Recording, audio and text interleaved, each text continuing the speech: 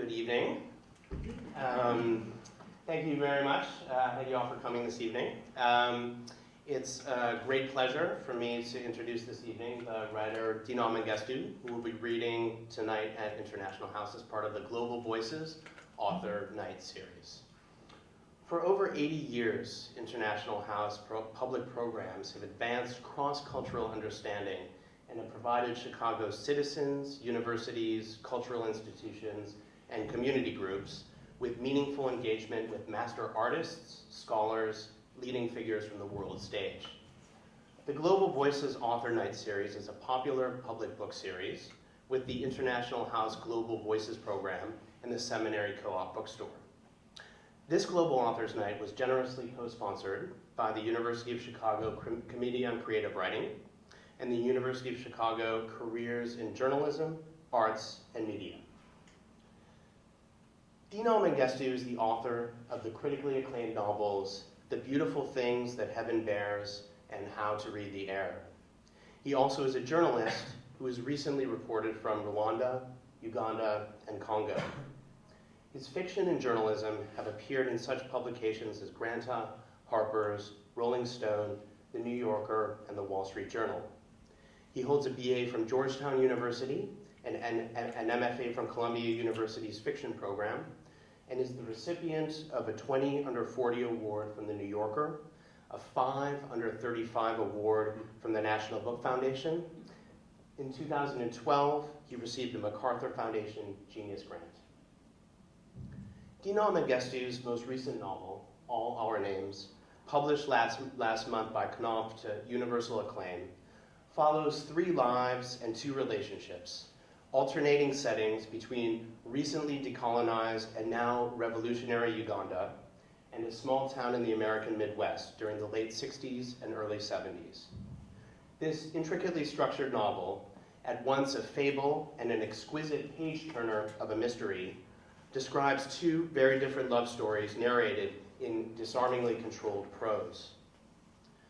The first follows an idealistic young man from Ethiopia, born with 13 names and soon to accumulate more, arrived in Kampala to help shape a new Africa and hopefully one day himself become a writer.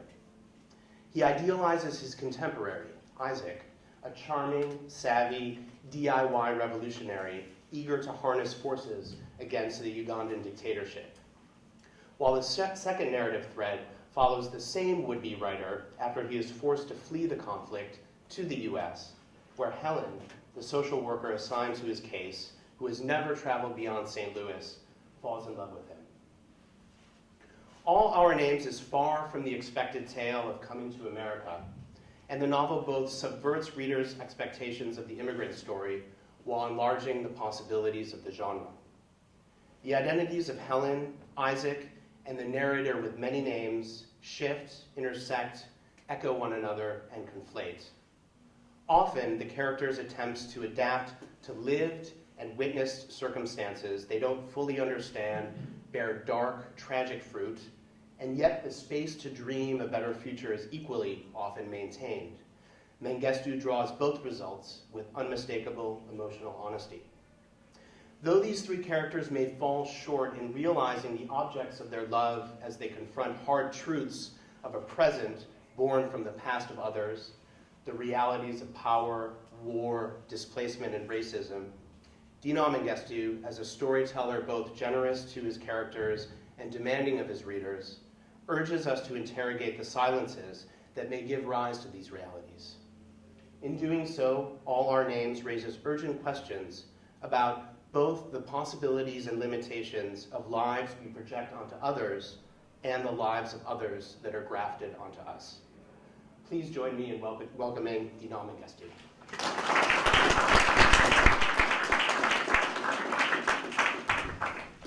Thank you very much for that lovely introduction and summation of this book.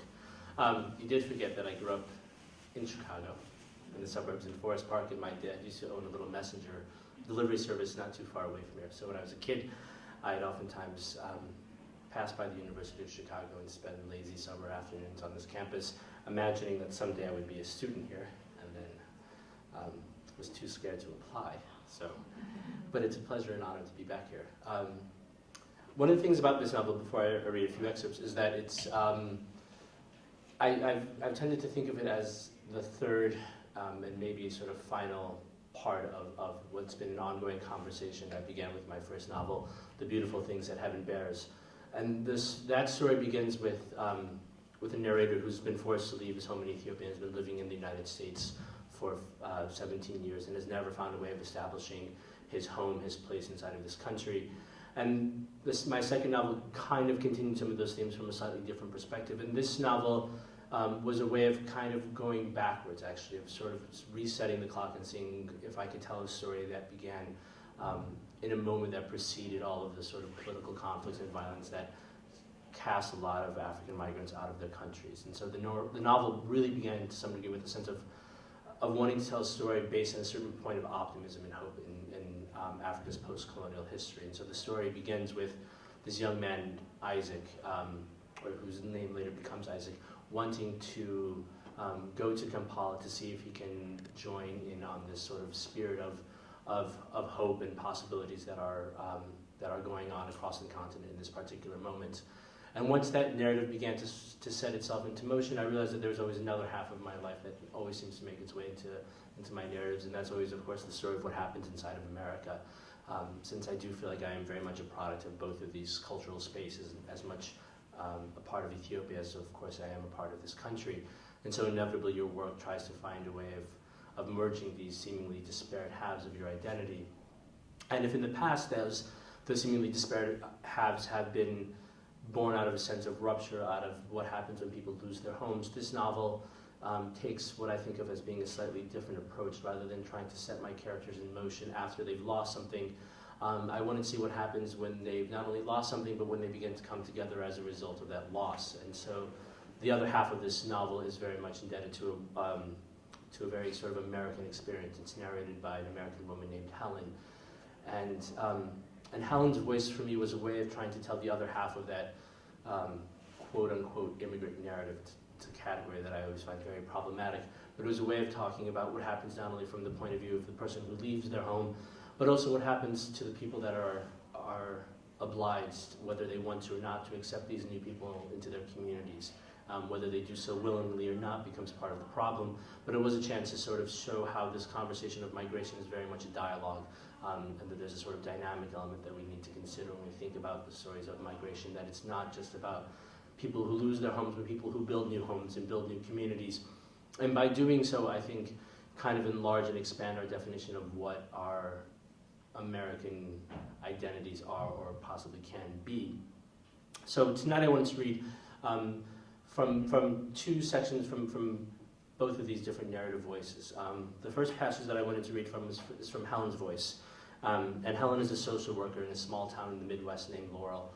And this young man named Isaac has just come into town. And this is the early 1970s. And so Helen and Isaac quickly fall in love and realize that there's a lot more to understand about each other than just a sort of desire to be in love with somebody else.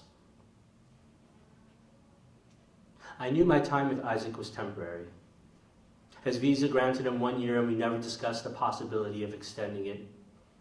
I did, despite my best efforts to stay grounded, sometimes imagine that one day we'd drive together to City Hall, nicely dressed, carrying simple silver bands picked up from the town's largest general store in our pockets, so that we could declare our marriage in front of a judge, in the hope that by doing so, we would be able to make something permanent, a shared life, which, as the saying goes, no man or woman could tear asunder.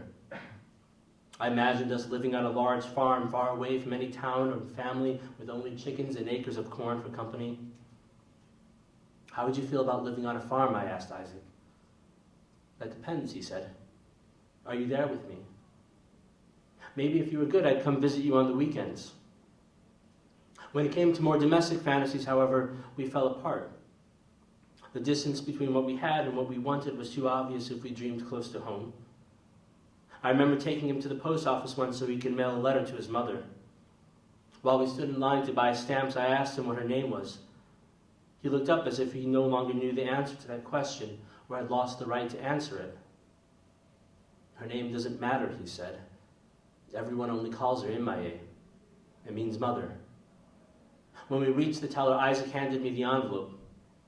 He was shy speaking in front of strangers, so I was the one who asked how many stamps were needed to mail the letter. While we waited, I tried to pronounce her name the same way he had. I said out loud, Imaya. Imayu? Not even close, he said. He pronounced it once more so I could hear how far off I was, and finally, after failing 2 more times, I laughed and said, forget it. When we meet, I'll just call her mother. He became silent.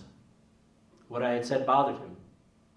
I didn't know him well enough yet to understand why, but I felt the distance expanding between us. We paid for the stamps and then left the post office, and it wasn't until we were alone in the car that he told me what he was thinking. It doesn't do us any good to talk about things that will never happen, he said. I promised myself I would never ask him about his family again, and by and large, I stayed true to that. I thought as well, however, that if we couldn't have a future, I could at least try to make the most out of our present. We were running out of errands and chores to complete, and it was time, I told him, we moved on to something else. We're going to have to find other things to do, I said, except go to the grocery store. What would you like? I thought of all the possible options open to us. I thought of what normal couples did. They went to the movies, dinner, they had friends over on the weekends, they had beach vacations. And I knew we couldn't get away with any of that, so I told Isaac, I don't know, but I'll come up with something. I decided over breakfast with my mother that certain risks had to be taken if Isaac and I were going to have any sort of life together. I didn't make that decision lightly. She asked me that morning while setting the table, do you have a new friend, Helen? She was dependent on gentle phrasing. That was the register we carried all our conversations in.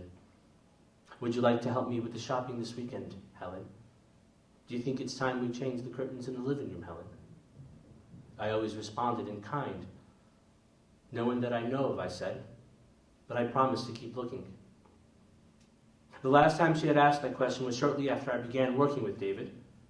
I spoke of him often around the house, and if there was anyone I spent the weekends and evenings with, it was him. She asked me repeatedly if David was a special friend, a hope abruptly relinquished once she met him. Telling her about Isaac wouldn't have brought her any comfort.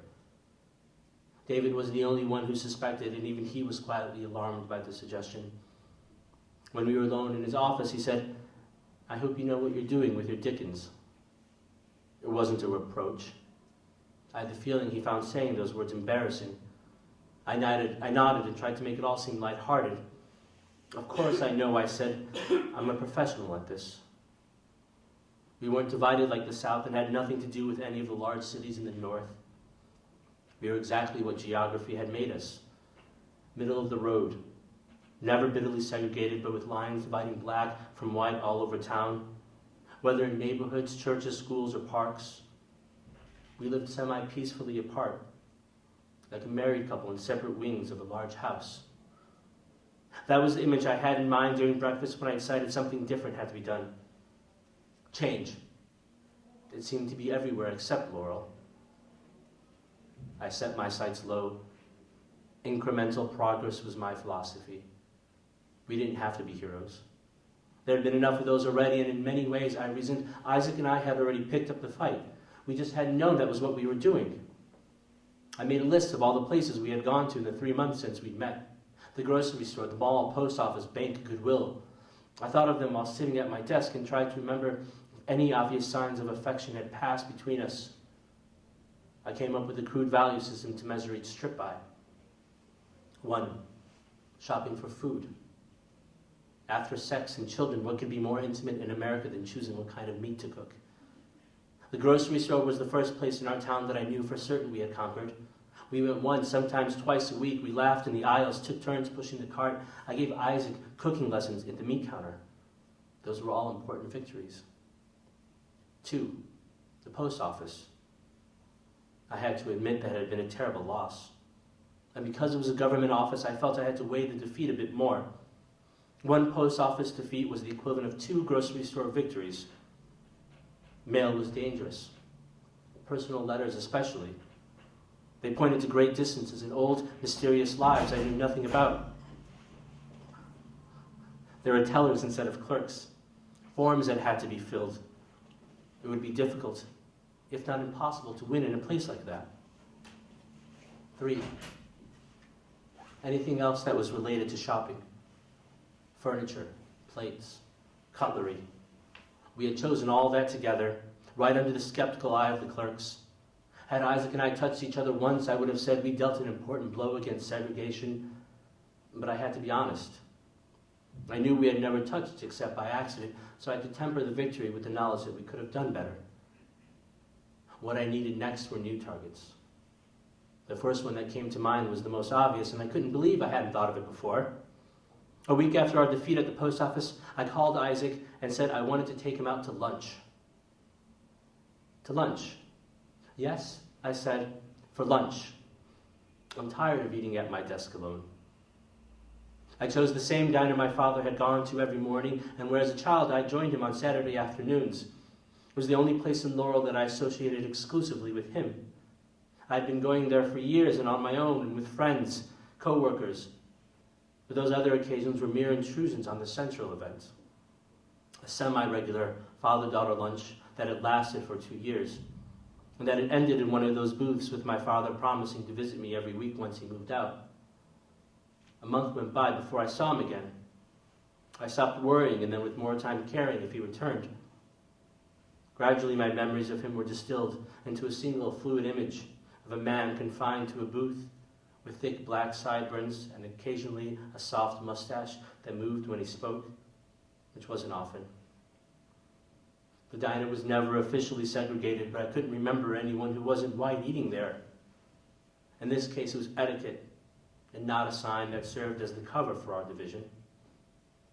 Before I left to pick up Isaac, I wrote down on a piece of paper, in case I forgot it later, we have every right to be here. We arrived shortly after noon, when I knew the restaurant would be crowded. Isaac said he could meet me there, but I insisted on picking him up so everyone could see us walk in together. The lunch counter was already full. Of the half-dozen men sitting there, I knew 3 by name and the others were familiar. Bill, whose chest and forearms were known throughout Laurel for the strong black hair that sprouted from them, was leaning over the counter, smiling half-heartedly at everyone who came and left. My father used to tell me to be careful with my food when Bill stood over us. He sheds, he told me, like a dog. In the scripted version that I played in my head during the 5-minute drive from Isaac's apartment to the restaurant, the entire diner fell silent as soon as we entered. All eyes turned toward us and we ignored them. We didn't hold hands. That would have been too provocative. But we did pause to look at each other with what I thought of as an abundance of affection. In the version we lived, no one stopped talking. Bill saw me as soon as I walked in and pointed to a table in the middle of the diner. Isaac followed me, but I was so focused on making it to the table that I never stopped to notice if anyone was staring at him. We took our seats. When I picked up my menu as a cover so I could look around the room, I realized no one had noticed yet how remarkable we were. Isaac saw my gaze wandering. "Why are we here?" he asked me. I looked around the room again. I thought I saw Bill and 2 of the men at the counter staring in our general direction. "No particular reason," I said. "I just wanted to get out." I asked Isaac what he had done all day. "I was at the library," he said. He described the book on contemporary American architecture he had been reading. I told him twice that it sounded very interesting. "Fascinating," I said, "what they can build these days." Chit-chat. Simple conversation. When Isaac put his hand on the table, I took his pinky and index finger in mine. I held them for 2, maybe 3 seconds while looking at the menu. I used a strand of loose hair as an excuse to let go. Our waitress came and took our order. I ordered the fried chicken. Isaac pointed to the Denver omelet and let me order for him. After our waitress left, I turned my attention back to the counter. I wanted to tell Isaac what my father had said about Bill, but he was no longer there. And with him gone, the men at the counter stopped pretending they weren't staring at us. I tried to ignore them, but then our waitress came back empty-handed, and I felt certain that if I looked over again at them, I'd see them smiling. She was young, fresh out of high school. Had I been younger, I would have known who she was. She had a kind, round face and wore her dark brown hair in a bun. She leaned over and whispered to us, "Bill wants to know if you would like to take your food with you." She was doing her best to be kind. Isaac understood immediately what was happening and in the same breath knew how to respond. Before I could answer, he told her, "No, we would rather eat here." Polite yet determined. She nodded her head. She had no idea what else she could do. Isaac pursed his lips and waited until she had returned to the kitchen before turning his attention to me. "Do you come here frequently?" he asked me. I nodded yes, then changed my mind and said, "No, not really." "Which one is it?" "I used to come here when I was younger," I said, "but I don't that often anymore." It was true. The diner was a few blocks away from my office, but I went there once a month at most. "We should go," I said. Isaac hadn't stopped staring at me since the waitress left. I was tempted to confess my reasons for bringing him, but I realized I didn't have to. The best intentions didn't change what was obvious. I should have known better. "I'm not going to run," he said. "I'm going to eat my lunch." And briefly I felt bold again. I saw myself adding this lunch to my column of victories once I returned to the office. If we made it through this, then perhaps there was nothing in the world that we couldn't conquer. From post offices to movie theaters and the all-too-perilous family dinner at home. I was imagining what my mother would say if Isaac were to show up one Sunday evening when his lunch arrived. The same waitress brought it, although this time she didn't look at either of us. Her embarrassment was evident. Isaac's omelet was on a stack of thin paper plates, barely large enough to hold the food. A plastic fork and knife had been wrapped in a napkin and placed on top, a strangely delicate touch that she must have been responsible for. He unwrapped the knife and fork and placed the palm-sized napkin on his lap. "Do you mind if I start?" "I hate my eggs when they're cold," he said. He spoke so calmly, I assumed he was joking, and I suppose to some degree he was. I tried to laugh. "Ha ha." But then he cut his omelet into 7 even pieces before taking the first bite. He chewed slowly. With every bite I was reminded that we were no longer, if ever, on the same side. He had finished his omelet by the time my order arrived on the standard cream-colored plates used for everyone other than him. The waitress tried to walk away quickly, but I grabbed her wrist and told her I wanted to cancel my order. "Tell Bill that I don't want to eat here." The poor child. She was struggling not to cry. We didn't make it any easier on her. "Leave the plate," Isaac said. "We're going to stay and eat it." She hurried back to the kitchen. I stared at the plate of chicken and mashed potatoes and blinked twice, childishly hoping I could make it vanish. "Please," I said to him. "Let's leave now." He shook his head no. "Not until we both finish our lunch," he said. "That's what you wanted, isn't it?" If that was his way of settling the score, then I thought I could play along just as well. For the next 10 minutes, I slowly took my food apart. With my first half-hearted stab into the chicken, all the momentum was gone. There was nothing we could change. I felt a regression back to my mother's kitchen table where I'd spent many nights and afternoons laboring to finish a meal that my father had never shown up for and that my mother had refused. I had always known there was something cruel in her insistence that I eat every bite on my plate, while my father's food grew cold next to me. She needed a victim besides herself.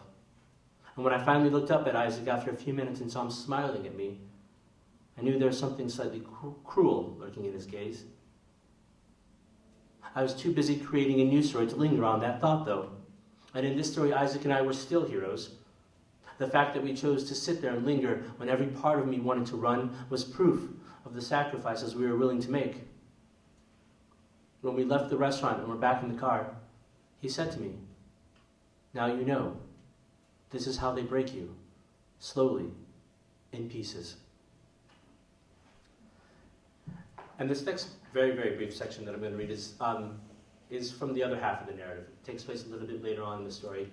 And in this part of the novel, these two young men who have come together are suddenly caught up in the midst of this sort of burgeoning, potential aspiring revolution. And they've left the sort of center of the capital in this college campus, and they're sequestered away in this large house where they've fallen under the influence of this charismatic and aspiring political leader.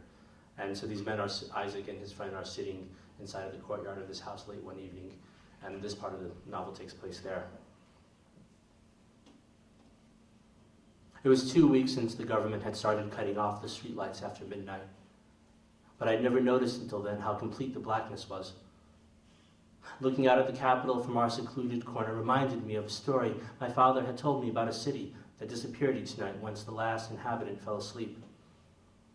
He was good at telling stories, not great like my uncles and grandfathers who reveled in the theatrics. Compared to them, a story was a solemn occasion, delivered in a calm, measured voice that nonetheless left a lasting impression on anyone who was listening.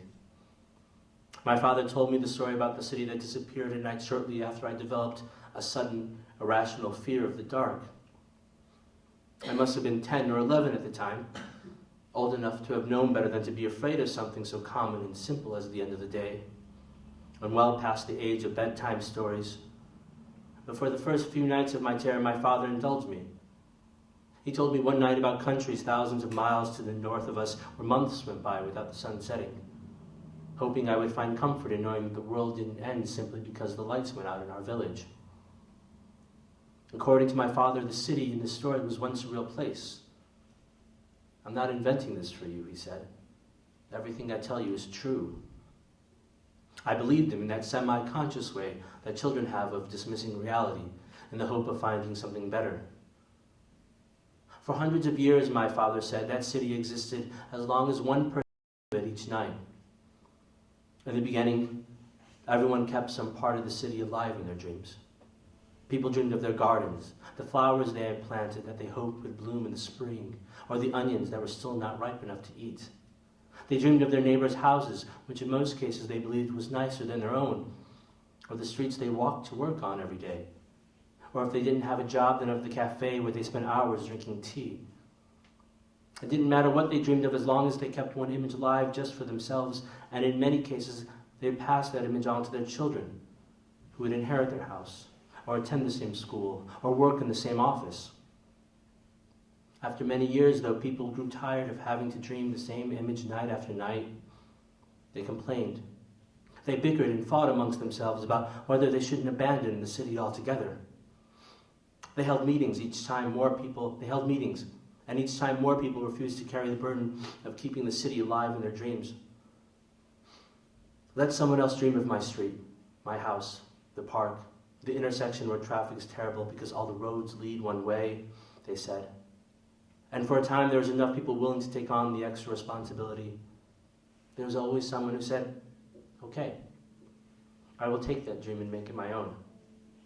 There were heroic men and women who went to sleep each night when the sun set so they could have enough time to dream of entire neighborhoods, even though they had rarely, if ever, set foot in them, because no one else would do so. Eventually, though, even those men and women grew tired of having to carry all the extra parts of the city on their backs while their friends and neighbors walked around carefree. They also wanted other dreams, and one by one they claimed their independence. They said, I am tired. Before I die, I want to see something new when I sleep. Then the day came when no one wanted to dream of the city anymore. On that day, a young man who few people knew and no one trusted went to all the radio stations and shouted from the center of the city that he alone would take on the burden of keeping the world alive each night. Don't worry, he said. I'll dream of everything for you. I know every corner of the city by heart. Close your eyes at night and know that you are free. From then on, everyone in the city believed they were free to dream about foreign lands, countries they had read about or that had never existed, the lovers they hadn't met yet, the better husbands or wives they wished they had, the bigger houses they wanted to live in someday. The people gave that young man their lives without knowing it. They had given him all the power he wanted, and even though they didn't know it, they had made him their king. Weeks, months, and then years went by. People dreamed of living on the moon and the sun. They dreamed of castles built on clouds, of children who never cried. And while they dreamed each night, their king erased a part of the city. A park disappeared in the middle of the night. A hill that had the best view over the city vanished. Streets and then homes were erased before dawn. Soon the people who complained about the changes went missing. One morning, Everyone woke to find that all the radio stations and libraries were gone. A secret meeting was held that afternoon, and it was agreed that the city should go back to the way it had been before, but then no one could remember what the city had looked like. Buildings had been moved, street names were changed, the man who ran the grocery store on the busy intersection had vanished. There was another problem as well. When asked to describe what the city looked like now, no one could say for certain if Avenue Marcel and Independent Boulevard still intersected, that the French cafe owned by Mr. Recipient had closed or merely moved to a different corner. It was years since anyone had looked at the city closely. At first because they were free to forget it, and then later because they were embarrassed, and then too afraid to see what they had let it become. Those who tried to dream of the city again could only see their house or their street as it looked years ago. But that wasn't dreaming. It was only remembering. And in a world where seeing was power, nostalgia meant nothing. I thought of telling Isaac that story, but I didn't know how to explain it to him without sounding foolish. The president cut the lights at night, he might have said. So what? He did it because it made it harder to attack. And though that was the obvious reason, I would have wanted to argue that there was something far worse happening. The city disappeared at night, and yes, he wanted to protect his power. And what better way to do so than to make an entire population feel that, just like that, with the flip of a switch, they and the world they knew, from the beds they slept on to the dirt roads in front of their houses, could vanish. Thank you.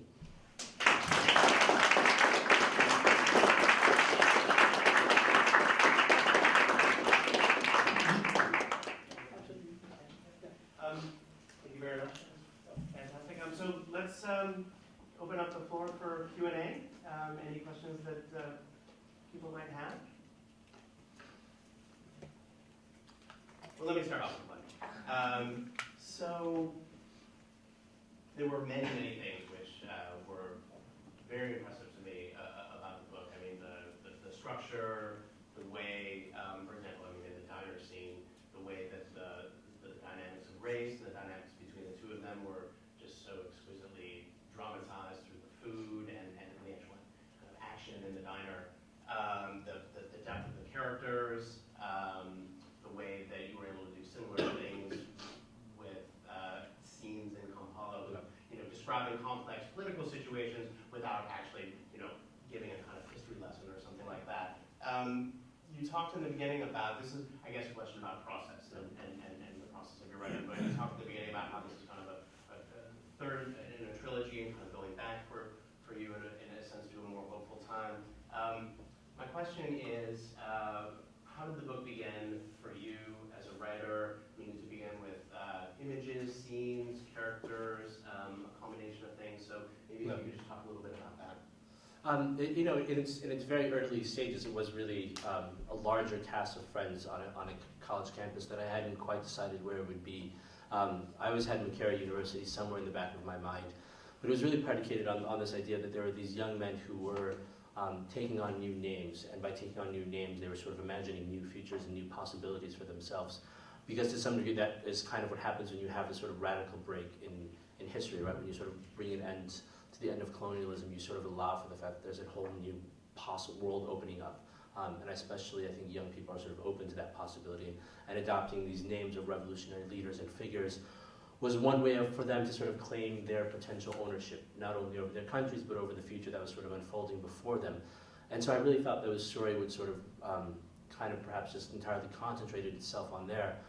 And I also knew that in starting the story at that particular moment that you were also setting yourself up for an inevitable kind of disappointment, that it's hard not to think now of what happened sort of in 1962 and 1963 without remembering what happens 10 years later. So what happens by the time you get to 1972, 73, and you have Idi Amin coming into power, and then you have Milton Obote coming back into power, and not just across sort of Kenya, but across Uganda, but across the large parts of the continent, where you have this sort of movement from wonderful independent leaders to a sort of rise of autocratic regimes, and sometimes those regimes are being forced into different positions of power because of the sort of Cold War politics at the time.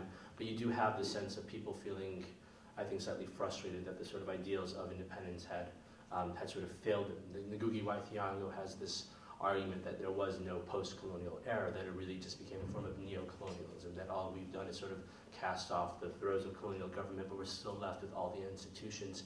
And when you look at the sort of process of post-colonialism, you're really looking at a continued extenuation of colonial power manifesting itself through Cold War politics, manifesting itself through the institutions of the state that had been left in power by the end of colonialism.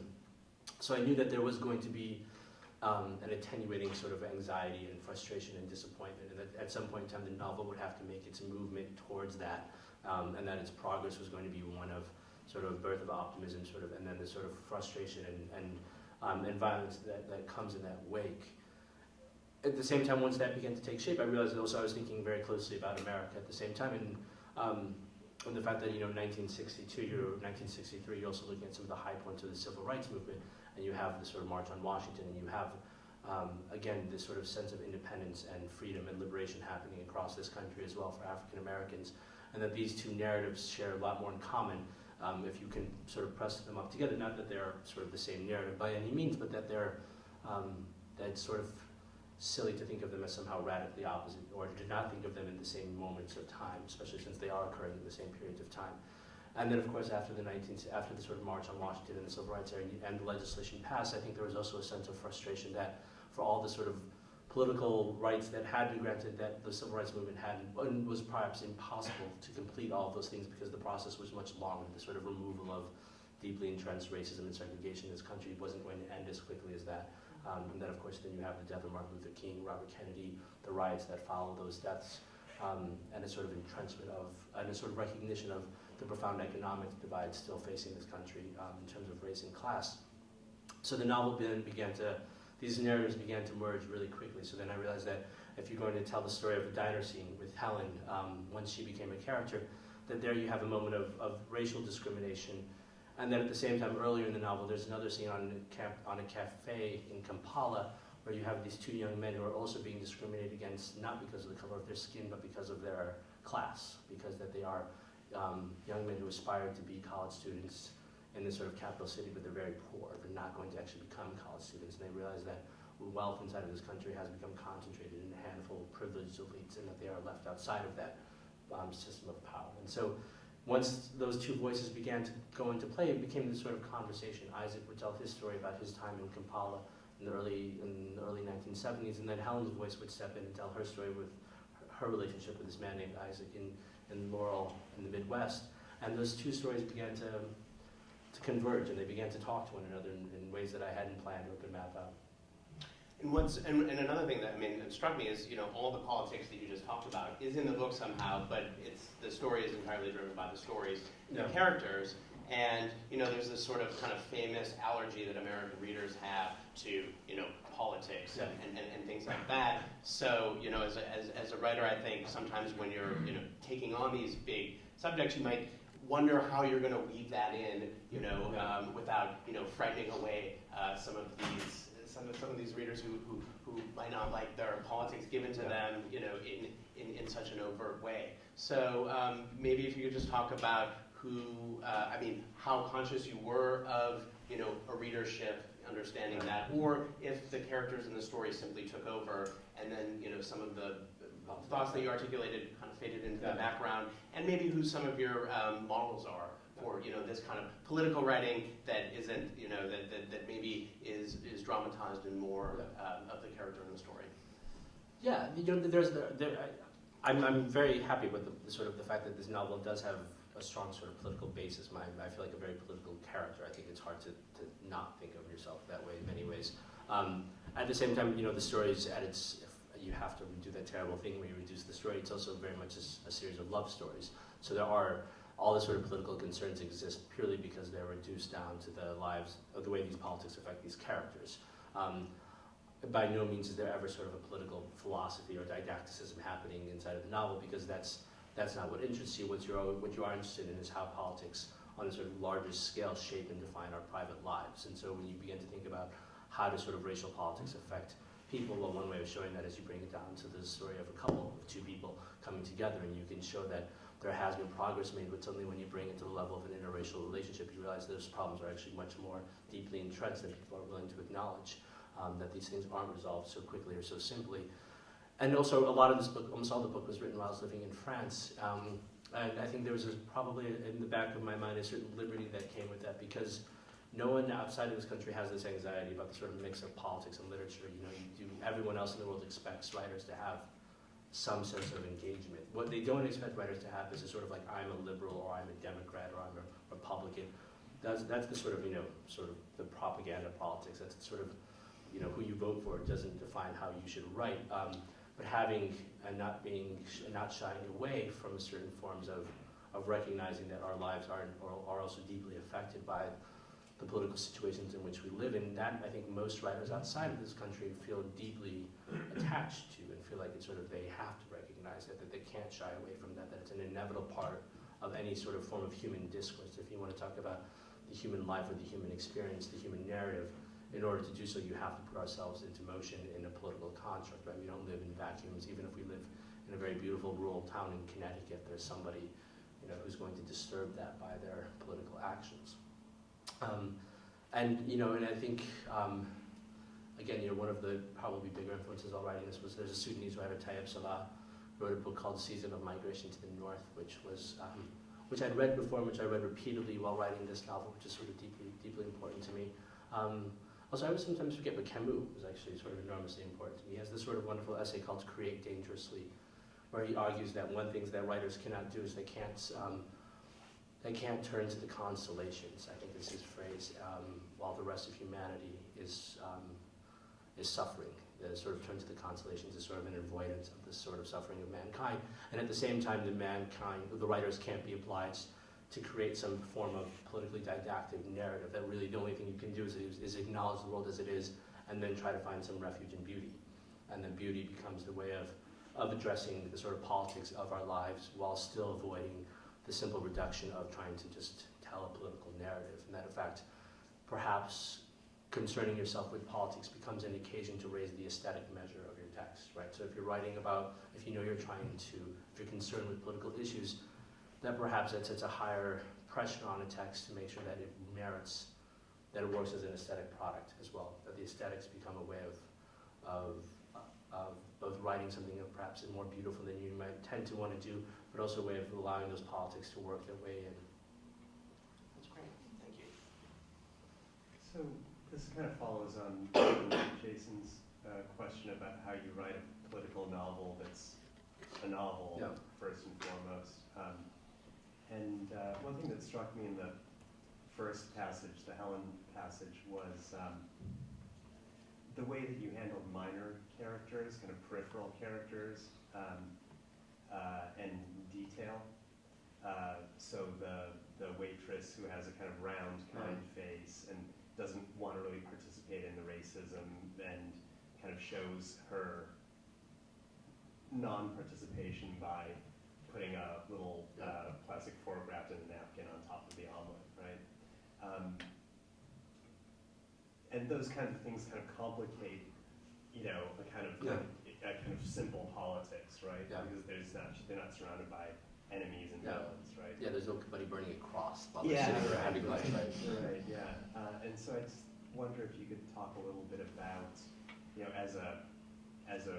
from a writerly point of view, how your way of handling minor tertiary characters or peripheral characters is developed over the course of this trilogy, sequence of books. So.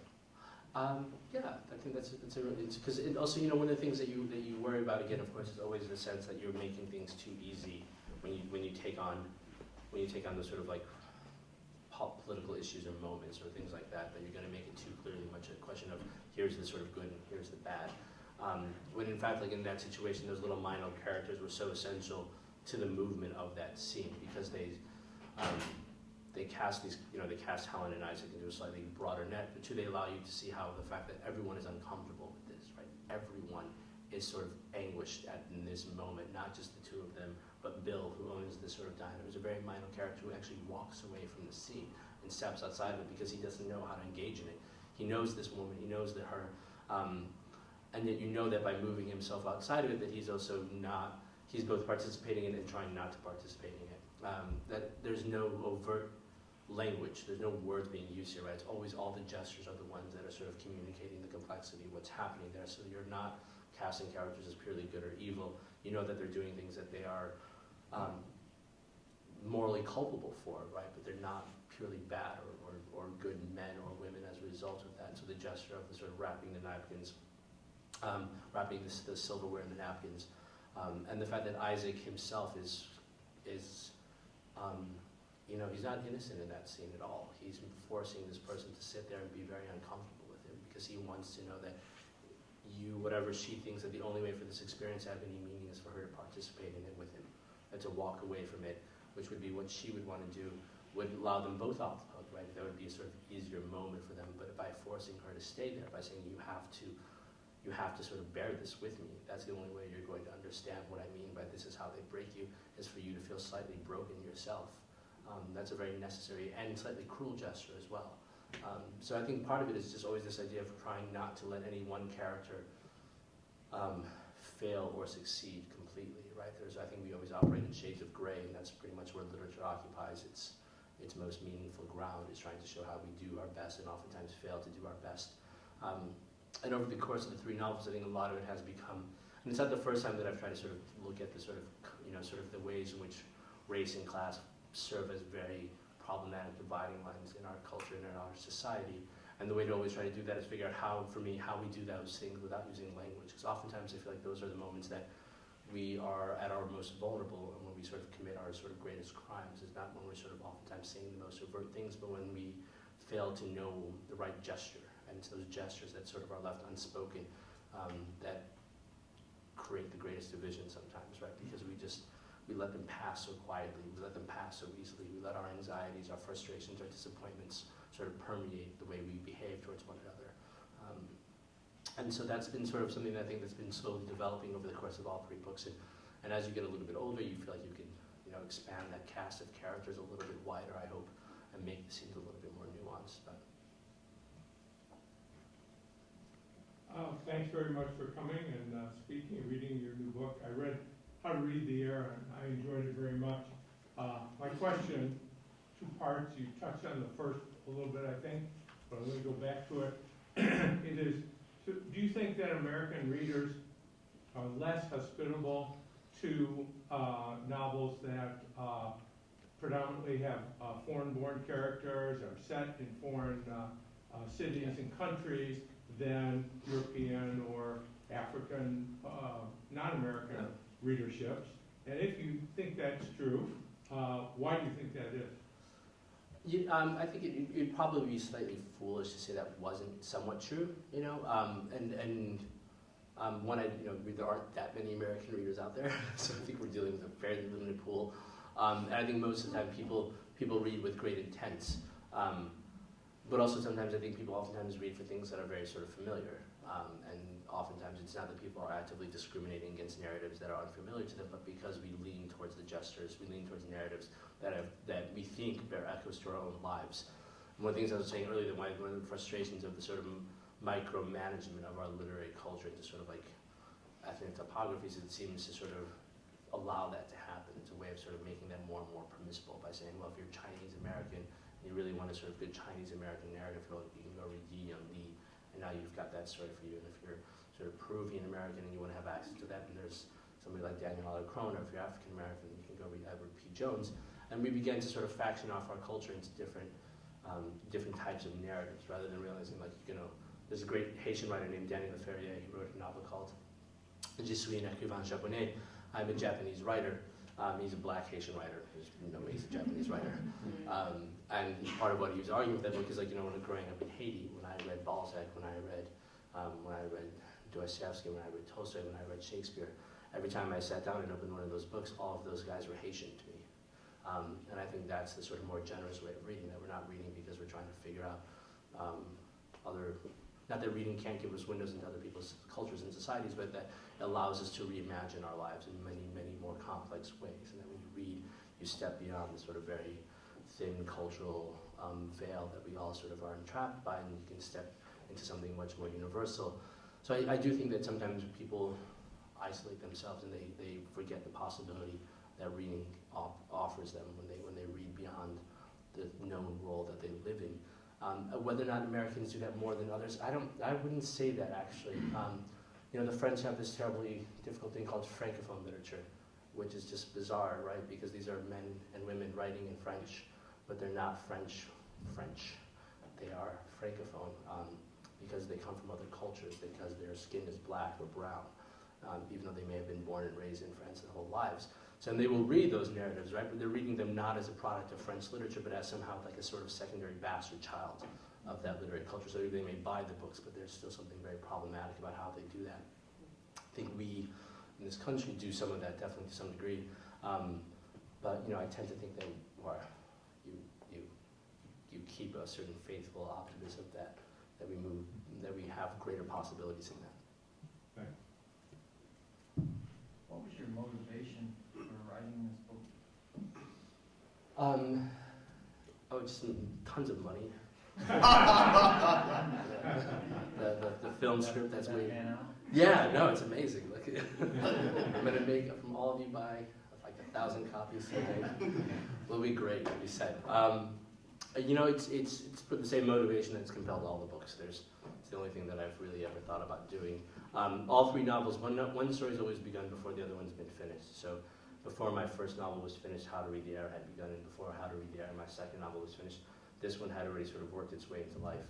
So, but to some degree, every one of those stories presented another problem that I hadn't quite figured out how to discuss it about. And so because of that, because there are these sort of characters, these issues that you haven't understood yet, you begin to work your way through them by writing the next book. Now that I've answered all those problems. You had problems understanding? Yeah. So writing this helped you have a better understanding?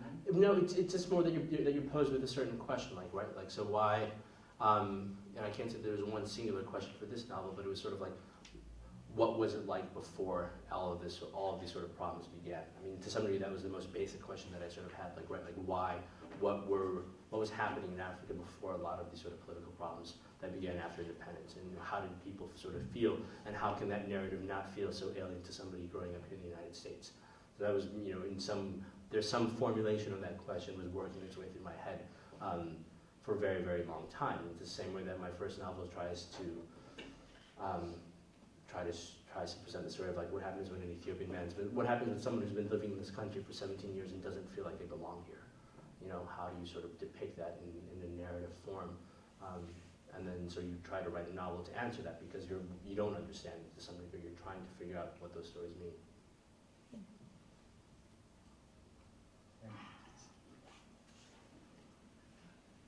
This is kind of piggybacking off of that question, because you sort of thought of these books as a trilogy. That's like an imposition post, Right. yeah. But I'm just curious, like, about how you see yourself as a different writer now, if you look back at the first book. That's a good question. I don't know. Or are you just the same writer? No, you're definitely not, actually. To some degree you feel like there's this thing that's occupied you. Writing my first novel, writing the story of, trying to write the narrative of an African immigrant in the United States felt like such an indulgent thing to do, that when I wrote that novel, I really didn't expect anyone would ever, the comment that I'd heard from people in New York was that no one will probably want to read this or buy this, so don't expect too much out of that. And that was the sort of version that I sort of expected anyway. And so then you found some ways I was lucky enough to find ways of moving slightly beyond that. And then so that allows you to sort of take on other narratives. And so, and now after having sort of spent, the past 12 years of my life on these 3 books, you are curious what comes next. And some degree I actually don't have an answer to that. I do feel somewhat relieved, if anything, as a writer that I've been able to write these stories and people have been able to read them. Whether they continue to read them or not, God only knows. But at least that somehow they were able to make their way into the world and people were able to respond to them. And that does make me feel very, very optimistic, actually. I'd say that's probably, even though you're convinced publishing is going to be over by the time you finish your next book and the world's going to come to an end. But nonetheless, you feel fairly optimistic about what people are capable of doing as readers, and that the people out there who are perhaps going to read your book someday gives you a better sense of them in a much more optimistic way I don't think I would have had at the very beginning. So my question isn't fully formulated, but I'm going to give it a go. Go. My name is Akash. I'm in the Urban Teacher Education program here at the graduate program. And one of the scenes in the classroom from your book is when Isaac is reflecting on the American teacher that teaches about the periodic table. Oh yeah. And I think that's a really interesting scene where Isaac has this recollection of the teacher who's American and white teaching an African school, and he says that when he was talking about the periodic table and all the knowledge that he was providing the students, it showed that our ignorance was so vast that the only power we had was to make a mockery of what he was saying. And I wonder if you can make a connection between that and kind of the experience that students have in urban schools in America, in thinking about the types of teachers that go into some of these schools and the way that there's a disconnect between the experience that a teacher educated at an elite school in America is bringing and the knowledge that students have, and the fact that they may feel a similar sentiment to Isaac, which is that our ignorance is so vast, the only power we have is to make a mockery of it. So I'm just wondering if there's a connection you made, and also just where that came from, that scene. I don't know if I don't know if I'd be willing to make that connection completely. I'd say that one of the connections may be that they see people, and I've before being able to write full time, I worked at an after school program in Harlem. That's what was like my full time job for a while in college, and I saw the students that we worked with, all of whom were sort of possible first generation to go to college. All of whom fell well below the poverty line. That they didn't mock or sort of weren't sort of. And they didn't reject what we told them because it was pointed out their ignorance, but because they didn't have that much confidence in their ability to ever access other forms of power beyond the world that they knew in, right? That their lives were, by the time that they were 15 or 16, they had already a very sort of dark understanding of the world in ways that they may not have always reflected to the other teachers, that they saw poverty, they saw violence degrees greater than I ever have directly.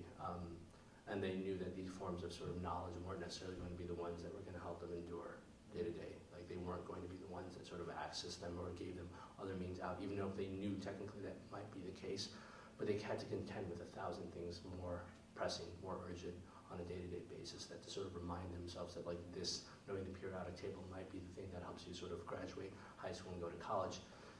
Contending that slightly abstract fact with the much more pressing realities of sort of getting to school safely every single day and getting through school safely every day and getting back home safely every single day seems pretty minor.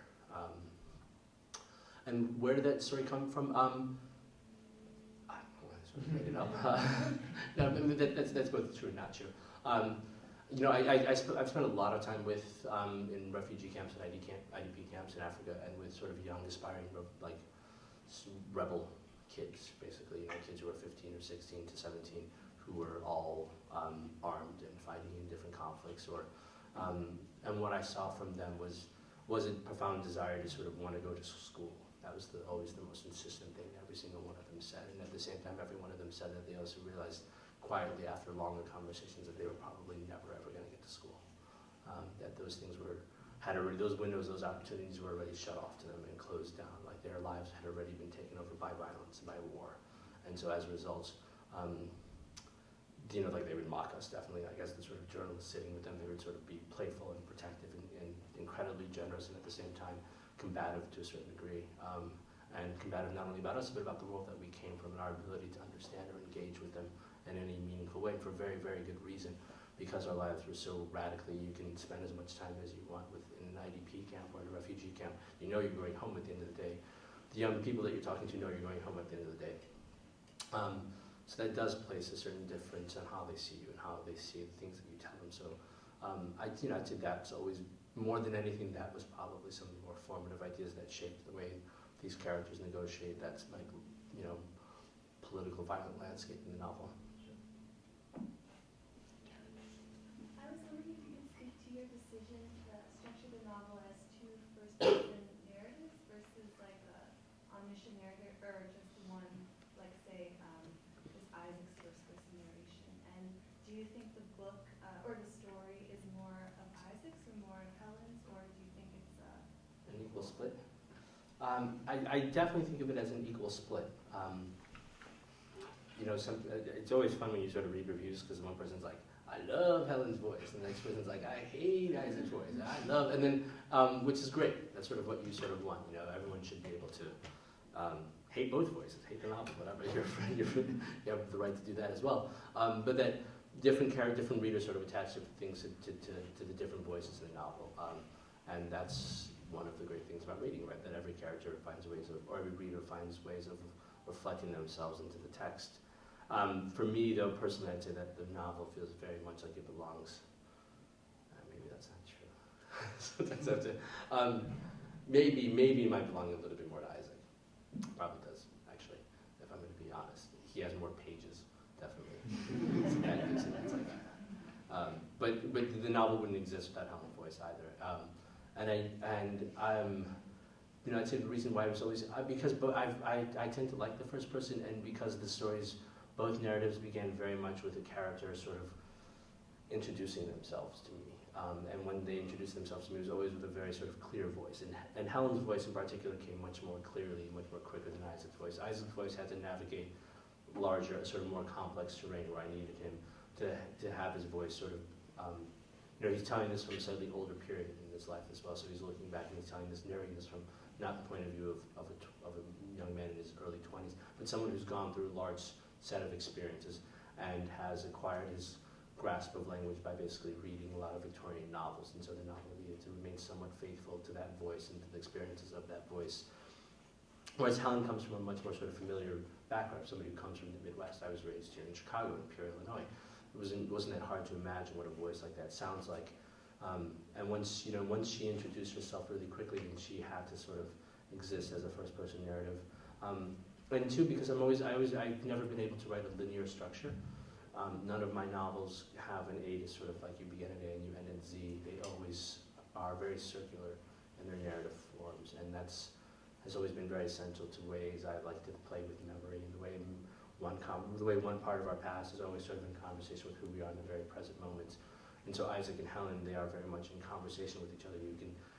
Their novel follows a very sort of circular time structure. If you worked your way through it, you could see how those patterns are echoed across, a very small period of time, but that the only way they could do that is if they were having a conversation to some degree. And so once they began to take place, they were sort of responding to one another, not directly, of course, but Isaac would finish his scene, and then right away the next voice that I would write would be Helen's. I never wrote two Isaac chapters back to back, and they made room for Helen's voice, or two Helen voices, and then Isaac. It was like one character told their story, and then somehow the other narrative voice needed to respond to that.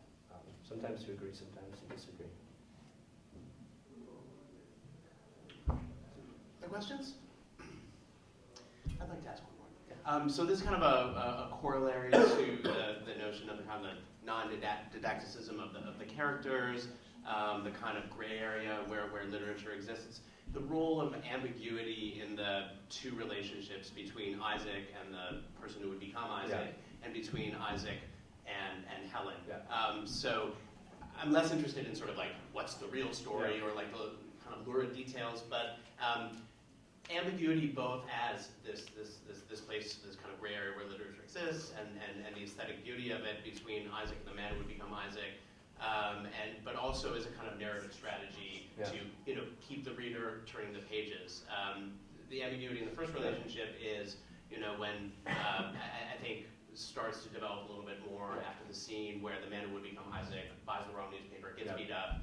Isaac takes care of it in the hospital, and then part one ends with the kiss on the forehead where he says, that was an acknowledgement that this was more than just a friendship. So the function of that ambiguity there, and then of course later on when the man who would become Isaac calls Isaac out on leaving the room to go visit Joseph in the middle of the night. And then between Isaac and Helen, I guess just my lingering questions as a reader, because we're so much in Helen's head, what did Isaac really feel about her? What did Isaac really feel about her? So maybe if you could just talk about that, both in terms of the aesthetic meaning of that ambiguity for you, and the sort of usefulness as a kind of narrative technique. The narrative technique part is, my other two novels, there's not a whole lot of things that happen in my books. My first novel is really like one guy walks around Washington, D.C., about 230 pages. He has some flashbacks, he has some nice thoughts. Doesn't do a whole lot else. second novel, a guy walks around New York for about 300 pages. I really should. That's why I'm like my worst publicist. Other things sort of happen. But in general, by and large, I've never been really good at sort of like the machinations of plot and narrative to some degree. I mean, I tend to think of plot as not the sort of big things that happen, but the sort of emotional, psychological evolution of a character, right? So you don't need to make a lot of things happen in order to have plot motion.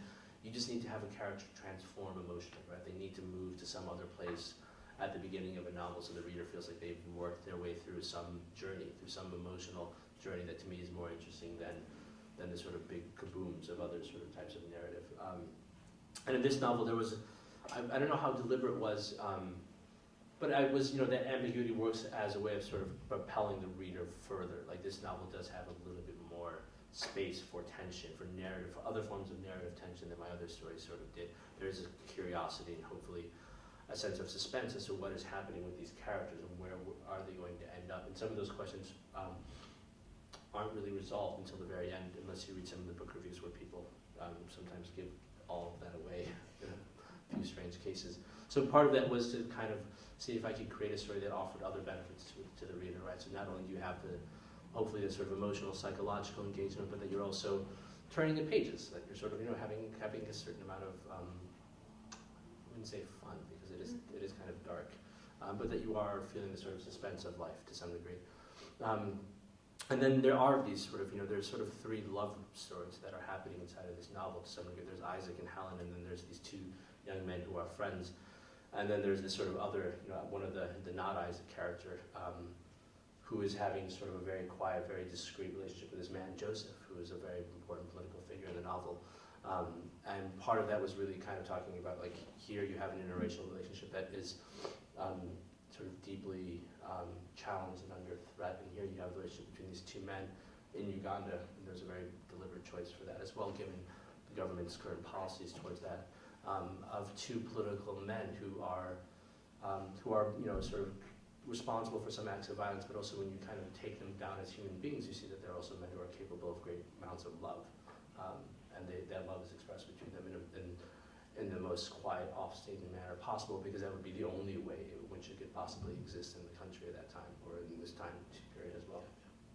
So, and it's funny, because no one ever actually really talks about that. No one's ever, only one interview has sort of tried to ask me about that question a little bit, because it's either uncomfortable or because it's so discreet that no one notices it. I'm not quite sure. I mean, it's similar to what Chico was talking about in terms of these kind of small gestures with minor characters that are actually doing a tremendous amount of work for you. I mean, it's just kind of dropping in these sort of small hints there. I mean, in their discreetness, but also in their unusualness, I think, are a terrific way to get at all sorts of issues and kind of narrative propelling. Other questions? Yes. I guess what's next? What are you working on? Have you started your fourth novel before your third? I have like 5 pages of something that's, I have no idea what it is. Epic haiku, perhaps? It might be the most epic haiku ever, and that's where the big bucks lie. That's where the Hollywood deals come in. Okay. Brad Pitt stars in the epic African haiku. Any other questions? I want to thank you again. Well, thank you all very much. Coming here, and by the powers vested in me, I hereby retroactively admit you as an undergraduate to the University of Chicago. And you are president. Thank you very much for your